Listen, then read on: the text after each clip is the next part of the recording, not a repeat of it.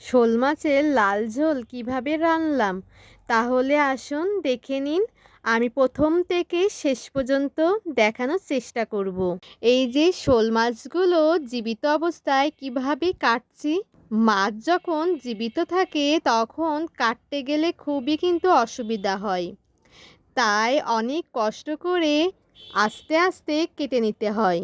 আবার এ ধরনের মাছ কাটার অনেক ধরনের কৌশল আছে, সেইগুলো অনুসরণ করলে খুব তাড়াতাড়ি মাছ কাটা যায়।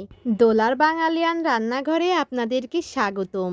আজকে আমি খুব সহজেই আপনাদেরকে শোল মাছের ঝোল করে দেখাবো। একদম লাল টুকটুকে হবে, কিন্তু অল্প পরিমাণ ঝাল দিয়েই। এই তো শোল মাছগুলো আমি কেটে নিয়েছি। এইগুলো সুন্দরভাবে ধুয়ে লবণ আর হলুদ নিলাম, নিয়ে ভালোভাবে মাখিয়ে নিলাম। এখন মাছগুলো সুন্দরভাবে ভেজে নিতে হবে। মাছ ভাজার জন্য পর্যাপ্ত তেল নিয়ে নিলাম। অবশ্যই কিন্তু তেল অতিরিক্ত গরম করে নিতে হবে, না হলে মাছ ভেঙে যাবে বা কড়াইয়ের সাথে এঁটে যাবে। এতে মাছ দেখতেও খারাপ লাগবে এবং ভালোভাবে ভাজা হবে না। এই তো মাছগুলো আমি ভেজে তুলে নিচ্ছি। দেখুন আমি কি কি মশলা ব্যবহার করছি। জিরে বাটা, শুকনো লঙ্কা বাটা, আদা বাটা। এখন আবার আমি কড়াইতে তেল নিয়ে সুন্দরভাবে গরম করে জিরে তেজপাতা দিয়ে নিলাম। এরপর দিয়ে নিলাম আলু, মাঝারি আকারে কেটে নিয়েছি। নিয়ে নিলাম লবণ স্বাদ মতো এবং পরিমাণ মতো হলুদ নিয়ে নিলাম।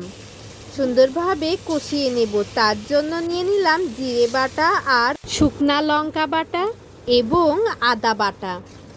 সুন্দরভাবে কষিয়ে নেব।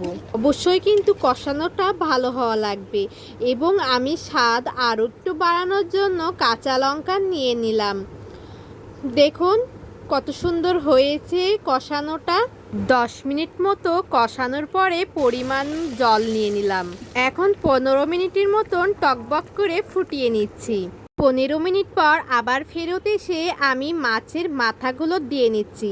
অবশ্যই কিন্তু মাছ দেওয়ার আগে মাছের মাথাটা দিতে হবে, কারণ মাছের মাথাটা তো ভালোভাবে সিদ্ধ হতে হবে। তার মাঝে আমি দিয়ে নিয়েছিলাম পিটলি। পিটলিটা দিলে মাছের ঝোল গাঢ় হয়। তার কিছুক্ষণ পরে আমি মাছগুলো ছেড়ে দিয়েছি। রান্নার শেষ মুহূর্তে গরম মশলা বাটা দিয়ে নিচ্ছি।